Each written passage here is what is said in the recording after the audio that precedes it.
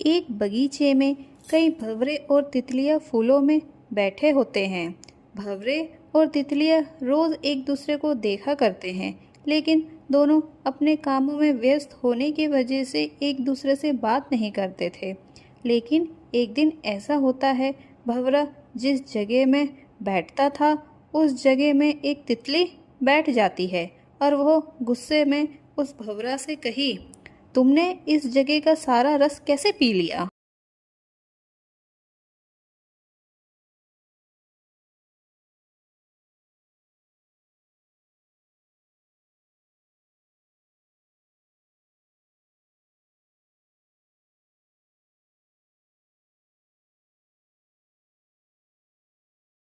भंवरा, मुझे भी तो अपना पेट भरना है, तो मैं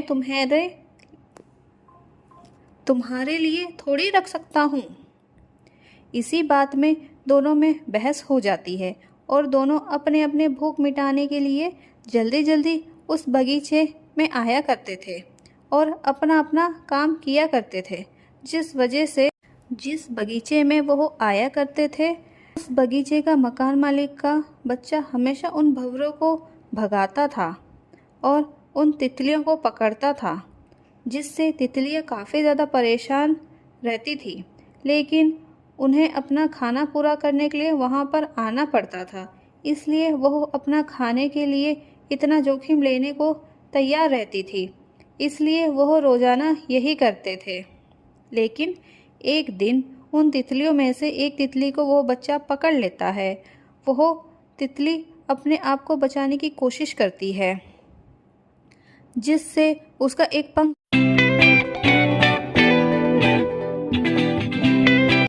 एक जंगल में छछूंदर और खरगोश रहते थे। दोनों आपस में एक दूसरे को नहीं जानते थे। एक दिन खरगोश अपने रहने के लिए जगह ढूंढता है और वह मुलायम मिट्टी के पास जाकर वहाँ पर अपने रहने के लिए घर बनाने लगता है और मिट्टी को खोदने लगता है। मिट्टी को खोदकर वह उसमें बिल बना देता है और उसमें रहने लगता है। लेकिन वो इस बात से अनजान होता है कि जिस जगह में उसने घर बनाया है उसकी दूसरी तरफ एक छछूंदर ने भी अपना घर बनाया है। खरगोश अपने खाने के लिए फल वगैरह लेकर आता था और अपने बिल में रख देता था। एक दिन ऐसे ही छछूंदर अपने खाने पीने के सामान को लेने के चक्कर में बाहर गया हुआ था और खरगोश अपना खाना बिल में जमा कर रहा था, जिस वजह से जो मिट्टी का दीवार होता है वो टूट जाता है और उसका आधा खाना छछूंदर के बिल में घुस जाता है। छछूंदर जब घर में वापस आता है, फिर वो अपना खाना खाकर सो जाता है। ऐसे ही दिन निकलने लगते हैं। एक दिन बहुत तेज़ बारिश होती है। खरगोश अपना खाना जो उसने बचा कर रखा होता है उसको खाने लगता है, लेकिन छछूंदर के पास तो कुछ नहीं होता है।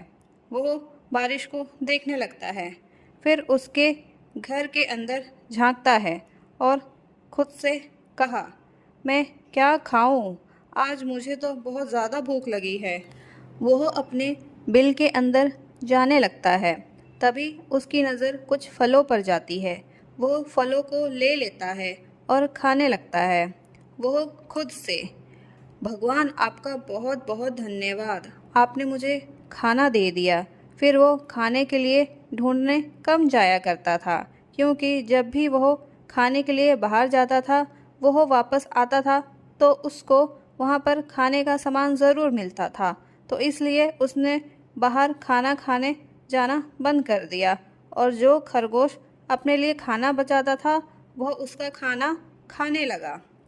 एक दिन जब खरगोश को महसूस हुआ कि उसका दिन भर का खाना उतना कम क्यों होता जा रहा है, वो अपने खाने को चेक करता है। तब उसको पता चलता है कि जो छछूंदर है वह उसका खाना खा रहा है।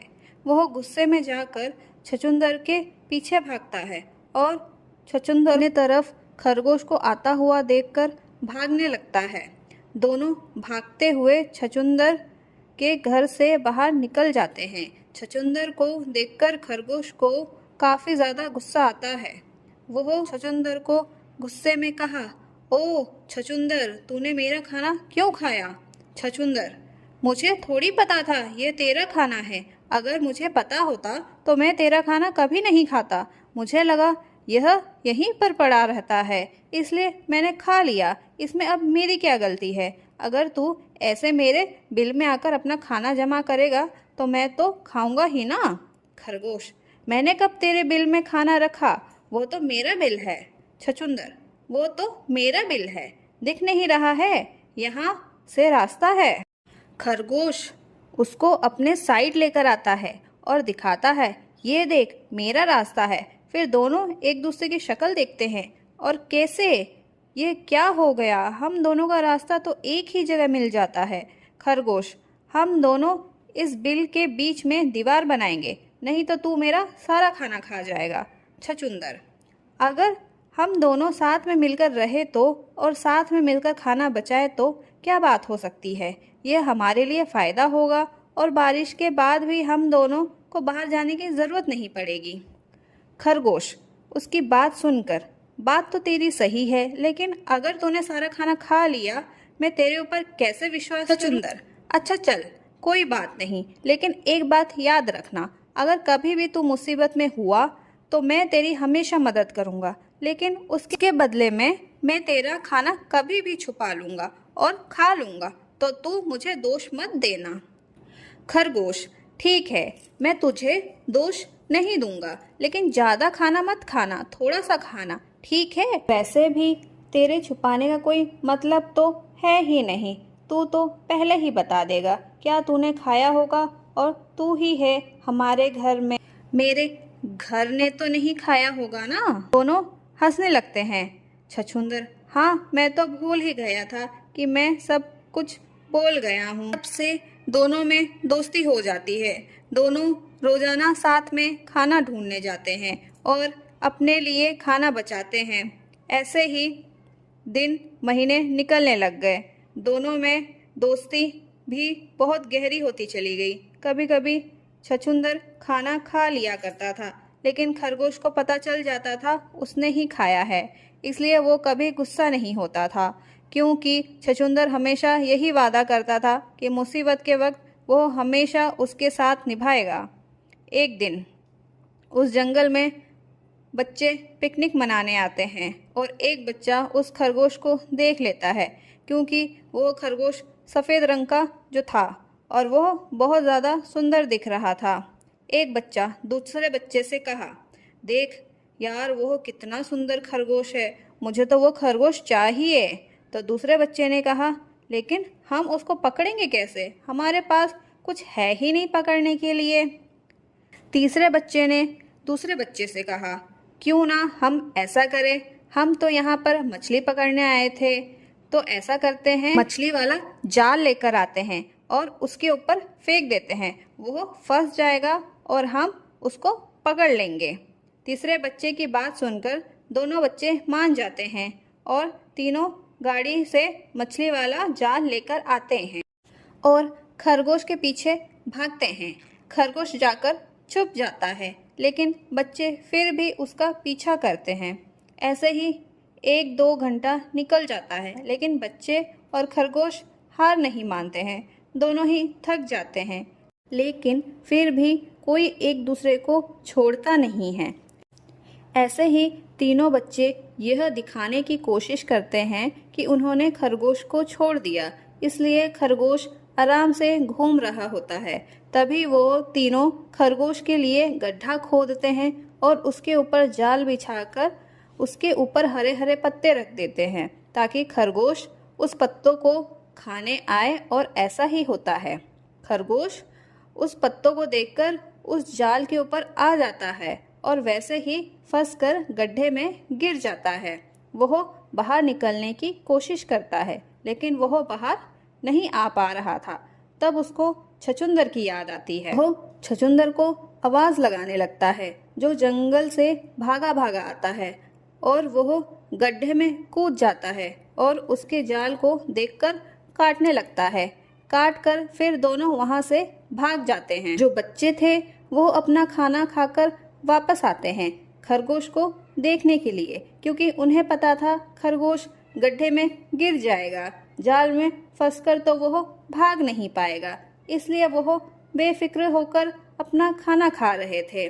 और जब वह खाना खाकर आते हैं गड्ढे में किसी को ना पाकर वह हैरान हो जाते हैं और मायूस होकर वापस अपने कार से घर के लिए निकल जाते हैं। मोरल, इस कहानी से हमें यह सीख मिलती है कि हमें हमेशा अपनी दोस्ती पर भरोसा करना चाहिए, लेकिन अगर दोस्त भरोसेमंद ना हो तो कभी कभी हमें तकलीफ भी झेलनी पड़ती है। लेकिन छछूंदर जैसा दोस्त अगर मिल जाए तो हर मुसीबत में हम एक दूसरे को बचा सकते हैं।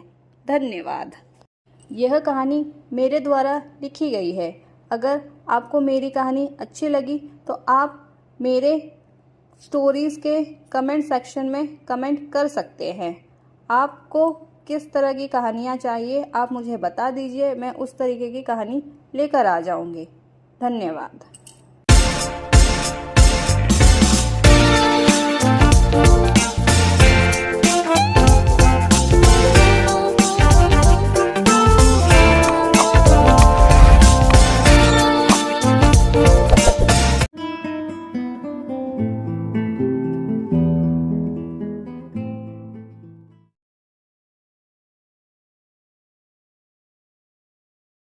जंगल में एक शेर सभा कर रहा होता है। वह सबसे कहता है, आजकल जंगलों में काफ़ी सारे शिकारी आ रहे हैं। हमें अपने आप को बचाने के लिए अच्छे से तैयार होना है, नहीं तो पिछले बार की तरह इस बार भी हमें कई सारे जानवरों को खोना पड़ेगा। इसलिए हमें अपने आप को सुरक्षित रखने के लिए अपना अपना सुरक्षित जगह ढूंढना है। शेर की बातें सुनकर सारे जानवर एक दूसरे से बात करते हैं और वो अपने अपने सुरक्षित जगह बनाने की सोचते हैं। शेर सबको आपस में बातें करता हुआ देखकर, चलो तुम सब अपने अपने काम पर लग जाओ, मैं अपने काम के लिए निकल जाता हूँ। यह कहकर वो अपने सिंहासन से उतरकर चला जाता है। सारे जानवर आपस में बातचीत करते हैं।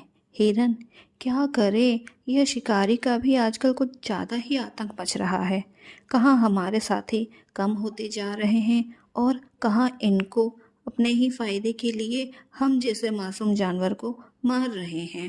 भालू, आजकल तो यह रात को भी अपना जाल बिछाकर चले जाते हैं। यह सुनकर उल्लू, मैं रात को देखूंगा कि यह शिकारी कहाँ जाल बिछा रहे हैं और तुम सबको अलर्ट कर दूंगा ताकि तुम सब अपने अपने जगह में छुप जाओ। यह सुनकर सारे जानवर अपना सर हिला देते हैं और अपने अपने रास्ते निकल जाते हैं। ऐसे ही रात हो जाती है। जानवर अपने अपने खाने के लिए रात को भटकने लगते हैं। शिकारियां भी रात को अपना जालों में फंसे हुए जानवरों को देखने के लिए आते हैं ताकि वो उन जानवरों को ले जा सके। उन्हें पता है कि जानवर रात में ज़रूर घूमेंगे, इसलिए वो अपना शिकार भी रात को ही ढूंढने आते हैं। जैसे ही उल्लू उन शिकारियों को देखती है, वो अपनी आवाज़ से सभी को अलर्ट कर देती है कि शिकारियाँ आ गए हैं। जानवर अलर्ट हो जाते हैं और अपने अपने बिल में जाकर छुप जाते हैं ताकि वह उन शिकारियों के जाल में ना फंसे। एक दिन शिकारी शिकार करने के लिए आता है और उसको एक भेड़िया दिख जाता है। वह उस भेड़िया को मारने के लिए जाता है। वो भेड़िया अपनी जान बचाने के लिए यहाँ वहाँ भागता है। चिड़िया यह नज़ारा देखकर सारे जानवरों को अलर्ट कर देती है कि शिकारी आ गए हैं, इसलिए सारे जानवर भी अपने आप को छुपाने के लिए वहाँ से गायब हो जाते हैं। वो भेड़िया भी जैसे तैसे करके अपनी जान बचा के भाग जाता है। शिकारी के हाथ में कुछ नहीं लगता है, उसकी गोलियां हवा में ही व्यर्थ चली जाती है। अगले दिन वह शिकारियां फिर से शिकार करने के लिए जंगल में आते हैं। वैसे ही उसको एक हिरन दिख जाता है। वो उस हिरन के पीछे भागता है और हिरन उससे बचने के साथ भागती है। शिकारी हवा में गोली चलाता है तो हिरन और डर जाती है और वह वहाँ से भागकर तुरंत गायब हो जाती है। शिकारियाँ इन सारे सिलसिलों से परेशान हो जाते हैं। सारे जानवर वह सब छुपते रहते हैं और शिकारियों के हाथ में भी कुछ भी शिकार नहीं आता है। इसलिए शिकारियाँ काफ़ी ज़्यादा परेशान हो जाते हैं कि वह क्या करें, जो उनको जानवर मिले और वह उनसे अपना काम निकलवा सके। अगर जानवर नहीं मिलेंगे तो वह उनकी चमड़ियाँ, दांत वगैरह कैसे बेचेंगे और उन्हें कैसे मुनाफा होगा, उनका बिजनेस कैसे चलेगा। यही सब सोचते हुए शिकारियाँ वापस अपने घर के लिए निकल जाते हैं। जंगल में फिर से बैठक होती है। शेर सबको कहता है, हमें एकजुट होकर अपना काम निपटाना पड़ेगा। अगर हम ऐसे ही अलग अलग रहेंगे तो हमारा सर्वनाश होना तय है। इसलिए हम सबको हिम्मत करके एक साथ ही उनका सामना करना है। यह सुनकर सभी जानवरों को जोश आता है और वो सब हाँ कहते हैं। ऐसे ही अगले दिन होता है। शिकारियाँ आते हैं और वो अलग अलग डायरेक्शन में चले जाते हैं शिकार करने के लिए, जहाँ पर उन्हें सारे जानवर मिल जाते हैं, जिनको देखकर वो काफ़ी खुश होते हैं कि आज तो उनकी लॉटरी लग गई है। लेकिन वो इस बात से अनजान होते हैं कि आज उनका क्या हाल होने वाला है। इसलिए वो बिना सोचे समझे उन जानवरों की तरफ जाते हैं। वैसे ही उनके पीछे से और कई सारे जानवर आ जाते हैं। यह इतने सारे जानवर देखकर उन शिकारियों की हालत खराब हो जाती है और वो पीछे पीछे जाने लगते हैं। यह देखकर उन जानवरों को काफ़ी ज़्यादा हिम्मत मिलती है और वो उन जानवरों को इशारा करके उनकी तरफ बढ़ने लगते हैं। ऐसे ही सारे शिकारियाँ एक तरफ आ जाते हैं और वो चारों तरफ से घिरे जा चुके थे। देखकर वो काफ़ी ज़्यादा घबरा जाते हैं और वो सब बंदूक तानकर उनमें से कई सारे जानवर को घायल कर देते हैं। यह देखकर जानवर उन पर टूट पड़ते हैं और उन सब का खात्मा कर देते हैं। उन जानवरों को अपने साथियों को खोने का काफ़ी गम था। मोरल, इससे हमें यह सीख मिली कि एकता में ही ताकत है। अगर वो मिलजुल कर नहीं रहते तो वो कभी भी शिकारियों का सामना नहीं कर पाते। अभी उनको इतना ज्ञान आ गया है कि अगली बार जब शिकारियाँ उनके पास आए तो वो इसी तरीके से उनका सामना करे, ना कि अलग अलग होकर एक इधर उधर होकर अपनी जान को बचाने के लिए निकल जाए। धन्यवाद।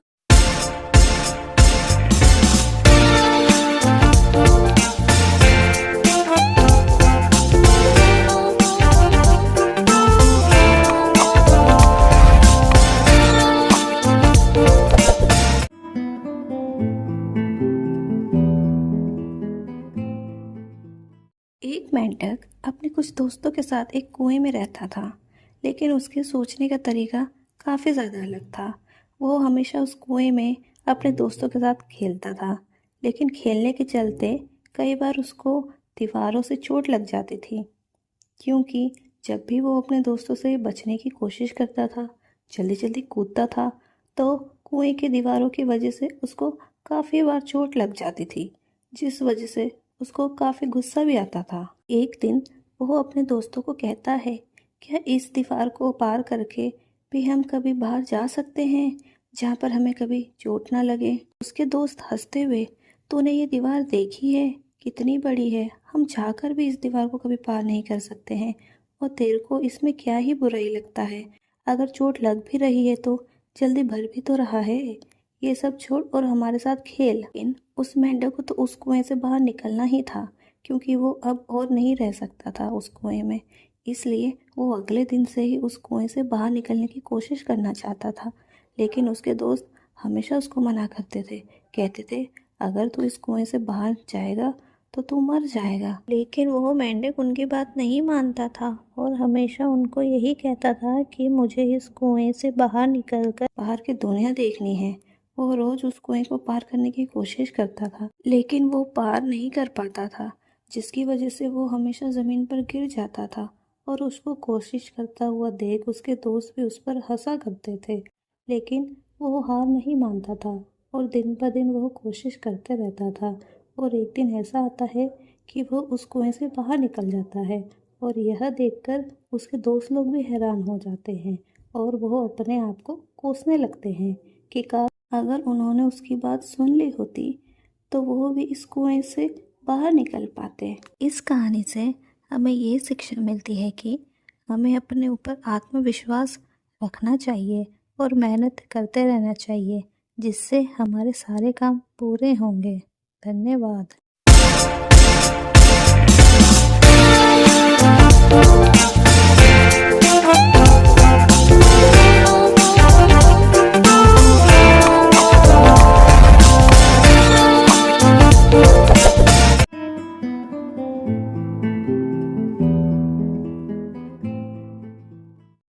जंगल में एक शिकारी जाल बिछाता है। शिकारी, आज तो कोई ना कोई इस जाल में जरूर फंस जाएगा और मैं उनकी चमड़ियों, उनके दांतों को बेचकर खूब पैसे कमा लूंगा। और वह अपनी कुटिल मुस्कान के साथ अपने ख्याली पुलाव पकाने लगता है और जाल बिछाकर वो अपने घर के लिए रवाना हो जाता है। जंगल में एक परिवार पिकनिक मनाने के लिए आया होता है। एक बच्ची खेलते खेलते जंगलों के थोड़े अंदर चली जाती है। वहां वो एक जानवर को पाती है, जिसको देखकर वो हैरान हो जाती है कि इतने प्यारे मासूम से शेर के बच्चे को किसने फंसा दिया। वो जल्दी से जाकर उस शेर के बच्चे को निकाल देती है और उसको अपने गले से लगा लेती है। वो शेर का बच्चा भी उस बच्ची को चाटने लगता है। उस लड़की को जंगल में गए हुए काफी ज्यादा देर हो जाती है, जिसके चलते उसके माता पिता काफी ज्यादा परेशान हो जाते हैं और उसको पुकारने लगते हैं, संध्या, संध्या। संध्या जब अपने माता पिता की आवाज सुनती है, वो आवाज लगाती है, हाँ माँ, मैं यहाँ पर हूँ। आवाज की दिशा में उसके माता पिता भी वहां पहुंच जाते हैं और शेर के बच्चे को देखकर हैरान हो जाते हैं और बोले, ये बच्चा कैसे मिल गया तुम्हें? संध्या सारी बात बता देती है, जो भी वहां पर हुआ था। उसके माता पिता कहते हैं, यह तो अच्छी बात है बेटा, लेकिन तुम इसको छोड़ दो। अगर इसके माता पिता को पता चल गया कि हमारे पास उनका बच्चा है, तो इसके माता पिता हमारे बारे में जरा भी नहीं सोचेंगे और हमें खा जाएंगे। संध्या यह सुनकर उस शेर को छोड़ देती है और उसको जंगल के अंदर जाने के लिए बोलती है।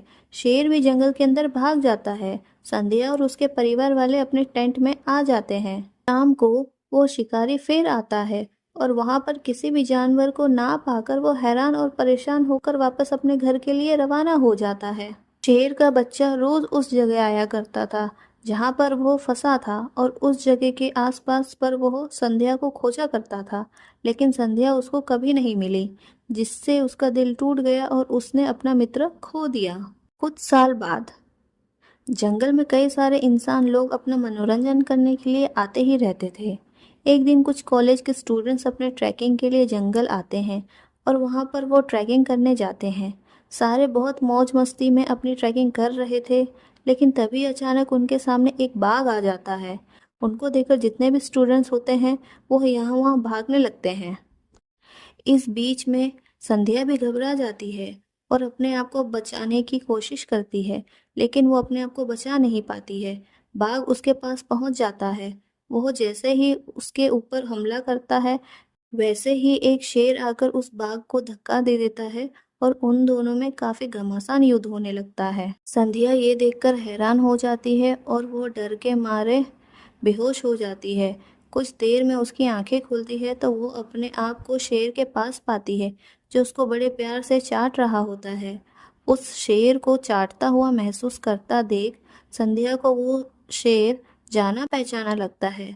वो उस शेर को गले लगाकर बोली, तुम वही शेर हो ना जिसको मैंने बचपन में बचाया था? वो शेर उसको खुशी से देखते हुए उसको और चाटने लगता है। संध्या को समझ आ जाता है कि यह वही शेर है और इसी तरीके से दोनों की फिर से मुलाकात हो जाती है।